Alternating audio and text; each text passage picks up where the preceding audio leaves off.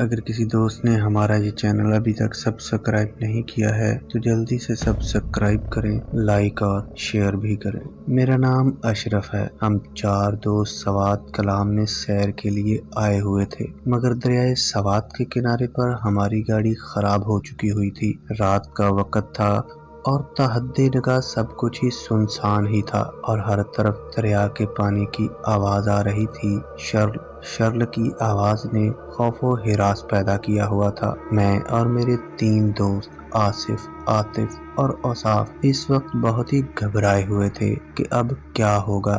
جنوں بھوتوں سے زیادہ خوف ہمیں جنگلی جانوروں کا تھا۔ اوصاف نے کہا کہ وہ دیکھو، ایک مدھم سی روشنی نظر آ رہی ہے، مجھے لگتا ہے کہ وہاں آبادی ہے۔ روشنی سچ میں ہی بہت مدھم تھی اور بامشکل ہی نظر آ رہی تھی۔ آصف نے کہا، ہاں وہاں آبادی ہو سکتی ہے، مگر وہ یہاں سے کافی دور ہوگی۔ یہ پہاڑی علاقہ ہے، یہاں پر جو چیز جتنی قریب لگتی ہے وہ اصل میں اتنی قریب ہوتی نہیں ہے۔ میں یہاں بہت بار آ چکا ہوا ہوں۔ میں نے کہا کہ اب پھر کیا کیا جائے، اب جیسے بھی ہے رات کے لیے کچھ نہ کچھ تو کرنا ہی ہوگا نا۔ چلتے ہیں، دیکھتے ہیں کچھ ملتا ہے وہاں ہمیں یا نہیں۔ عاطف، جس نے پوری گاڑی کا معائنہ کر لیا ہوا تھا، اس نے کہا کہ ہمارے پاس جانے کے سوا کوئی بھی حل نہیں ہے، کیونکہ گاڑی تو اب 1 انچ بھی نہیں ہلے گی اور اس کا انجن خراب ہو چکا ہوا ہے۔ ہم ایک طویل مسافت کے بعد اس روشنی کے قریب آئے تو معلوم ہوا کہ یہ کوئی ہوٹل ہے، اور ہوٹل بھی کوئی نیا ہی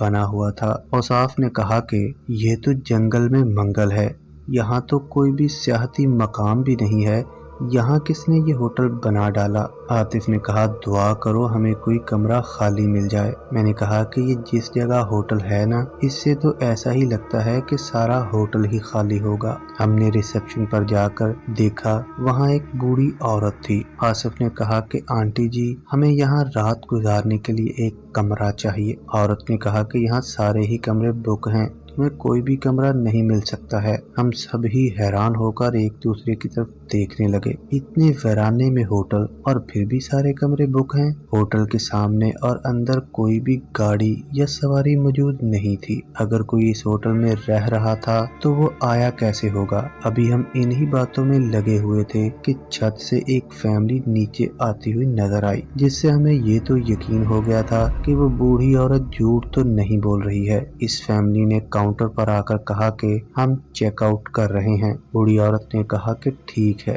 عورت نے وہ چابی ان سے لے کر ہمیں دیتے ہوئے کہا کہ تم لوگوں کی قسمت بہت اچھی ہے، یہ لو اور 112 نمبر کمرے میں چلے جاؤ۔ ہم نے سامان لیا اور کمرے میں آ گئے۔ اوصاف ابھی تک کمرے میں نہیں آیا تھا۔ ہم نے اپنا سامان اچھے سے رکھا اور آرام کرنے کے لیے بیڈ پر لیٹ گئے، اور ایک دم سے کمرے کے دروازے سے بھاگتا ہوا اوصاف اندر داخل ہوا تو اس نے کہا کہ جلدی کرو، ہمیں یہاں سے جانا ہوگا، ہم بہت بڑی مشکل میں پڑ گئے ہوئے ہیں، یہاں رکنا ہمارے لیے خطرناک ہے۔ عاطف نے کہا، مگر ہوا کیا ہے اور تم نے کیا دیکھا ہے جو اتنے گھبرائے ہوئے ہو؟ اوصاف نے ابھی کوئی جواب نہیں دیا تھا اور ایک دم سے زور زور سے دروازہ بجنے لگا تھا۔ ہم سب ہی دروازے کی طرف دیکھنے لگے تھے۔ دروازہ بہت زور زور سے بج رہا تھا۔ عاطف نے ہمت کی اور دروازہ کھولا تو سامنے اوصاف تھا۔ ہم نے ایک دم سے پھر سے پیچھے مڑ کر کمرے کی طرف دیکھا تو جس اوصاف نے ہمیں آ کر ڈرایا تھا وہ ہمیں نظر ہی نہیں آ رہا تھا۔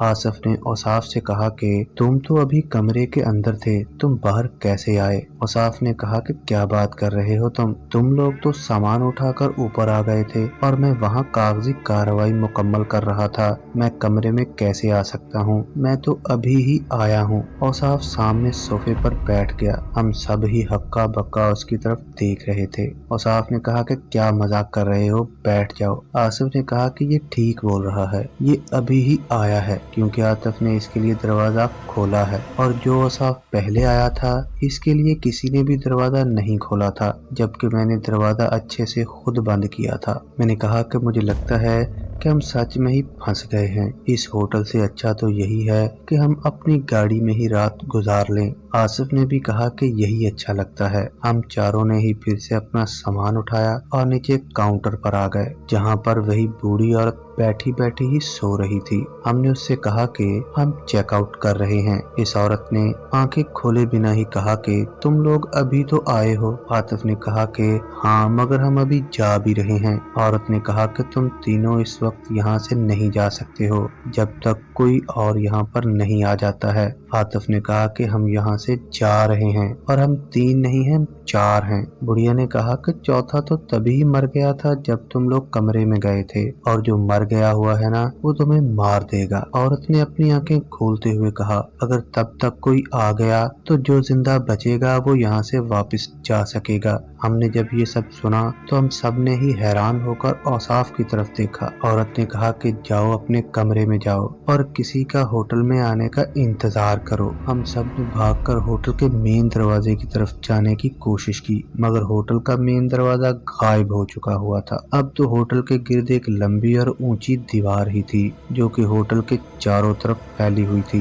काफी देर घूमने के बाद हमें उस बुढ़िया की बातों पर यकीन आने लगा था कि वो बुढ़िया ठीक ही बोल रही है। हम यहाँ से अब नहीं जा सकते हैं जब तक कि कोई और यहाँ पर मेहमान की सूरत में आ नहीं जाता है। हम थक हार कर अपने कमरे में आ गए थे और सब के सभी औसाफ की तरफ ही देख रहे थे, क्योंकि हम सब से वही कमरे में लेट आया था और इसका ही हम शक्ल हमने पहले कमरे में आया था। हम सबका ही मानना था कि ये औसाफ हकीकत में हमारे साथ नहीं है और हमें इससे ही असल खतरा है। आसिफ ने तेजी से इधर उधर देखना शुरू किया तो मैंने कहा कि तुम क्या तलाश कर रहे हो? आसिफ ने कहा कि मैं कमरे में आईना तलाश कर रहा हूँ, मगर कमरे में कहीं भी कोई भी आईना नजर नहीं आ रहा है। मैंने कहा कि मेरे पास बैग में एक छोटा सा आईना है। आसिफ ने कहा जल्दी से निकालो, हम उसमें सबको ही देखेंगे और हमें मालूम हो जाएगा कि हम सबको किससे खतरा है। औसाफ ने कहा कि तुम असल बात क्यों नहीं करते हो कि तुम्हें मेरे बारे में मालूम हो जाएगा कि मैं जिंदा हूँ कि नहीं। आतिफ ने कहा कि तुम लोग अपनी ये बहस बंद करो और मेरी बात को गौर से सुनो। हम सब ही आतिफ की तरफ गौर से देखने लगे थे। आतिफ ने कहा कि अगर ये बात सच है कि हम में से एक मर चुका हुआ है तो इसका कोई तो सबूत होगा ही ना,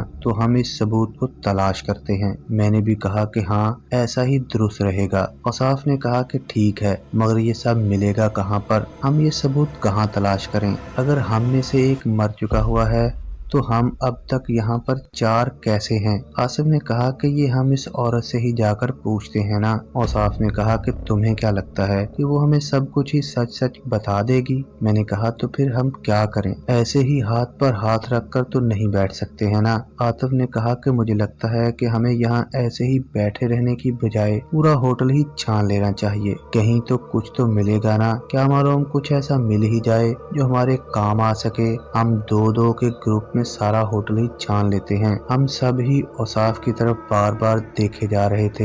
हम आतिफ की बात को तो मान रहे थे कि हमें ऐसा करना चाहिए, मगर कोई भी औसाफ के साथ जाने को तैयार नहीं था और इस बात का अब औसाफ को भी इल्म हो चुका हुआ था कि ये मेरे साथ जाने से घबरा रहे हैं। आतिफ हम सब में से एक बहादुर इंसान था। इसने कहा कि अशरफ और आसिफ तुम दोनों दाएं तरफ जाओ, मैं और औसाफ बाईं तरफ जाते हैं और जल्दी से अपना काम मुकम्मल करके इसी जगह पर मिलते हैं। मैंने और आसिफ ने जल्दी से हाँ बोला और अपने अपने काम पर निकल पड़े। हमने दाएं तरफ के सारे कमरे देखे, मगर किसी में भी कुछ भी नहीं था और हम जब वापस आए तो आतिफ लोग हमसे भी पहले कमरे में आ गए हुए थे और जैसे ही हमें देखा तो कहने लगे कि तुम लोगों को भी कुछ मिला है या नहीं। हम इनको ऐसे कमरे में पहले ही देखकर हैरान थे। एक बार में तो मेरे दिल में ख्याल आया कि लगता है कि ये दोनों भी इस दुनिया से जा चुके हुए हैं, क्योंकि ये तो आराम से कमरे में ही बैठे हुए हैं, जबकि ये तो हमारे सामने, हमारी आंखों के सामने ही होटल की बाईं तरफ गए थे।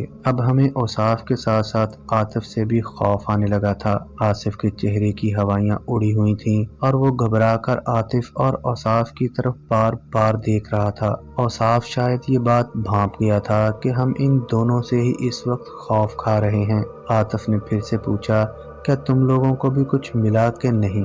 मैंने कहा कि हमें होटल में कुछ भी नहीं मिला है, बल्कि हमने तो होटल में अपने सिवा किसी को भी नहीं देखा है। आसिफ मुसलसल घबराए जा रहा था, आतिफ और औसाफ की तरफ देखे जा रहा था। एकदम से औसाफ ने आसिफ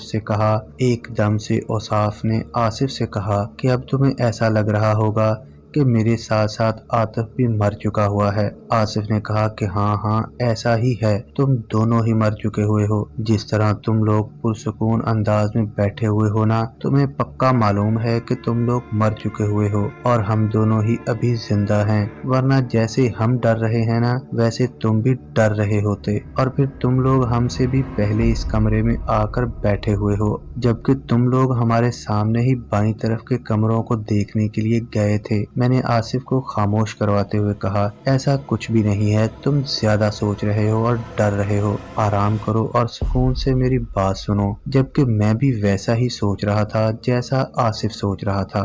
آصف نے کہا کہ تم میری بات کو سنو، اب بس ہم دونوں ہی زندہ ہیں اور اب ہم اس کمرے سے باہر نہیں جائیں گے، اب ہم انتظار ہی کریں گے کہ کب ہماری یہاں سے جان کی خلاصی ہوتی ہے۔ عاطف نے کہا کہ دیکھو آصف، تم بلا وجہ ہی پریشان ہو رہے ہو۔ آصف نے کہا کہ میں بلا وجہ پریشان نہیں ہو رہا ہوں، تم لوگ ہماری بھی جان لے لو گے اور ہم بھی تم لوگوں کی طرح ہی یہاں پر قید ہو کر رہ جائیں گے۔ عاطف نے کہا اچھا ٹھیک ہے، ہم سب مل کر آیت الکرسی کا ورد کرتے ہیں، بدروئیں تو ایسا نہیں کر سکتی ہے نا، اگر ہم میں سے کوئی بھی بدرو ہوئی تو وہ خود ہی ہمارے پاس سے چلی جائے گی۔ آصف نے کہا ہاں یہ ٹھیک ہے۔ ہم سب نے مل کر ورد کرنا شروع کر دیا اور پھر ایک دم سے ہوٹل کی در و دیوار کانپنے لگی تھی، کمرے کا ہر حصہ شور کر رہا تھا، سامان بھی ادھر ادھر گرنے لگا تھا، ہر طرف دھول ہی دھول تھی، سانس نہ لے پانے کی وجہ سے ہم سب ہی بے ہوش ہو رہے تھے،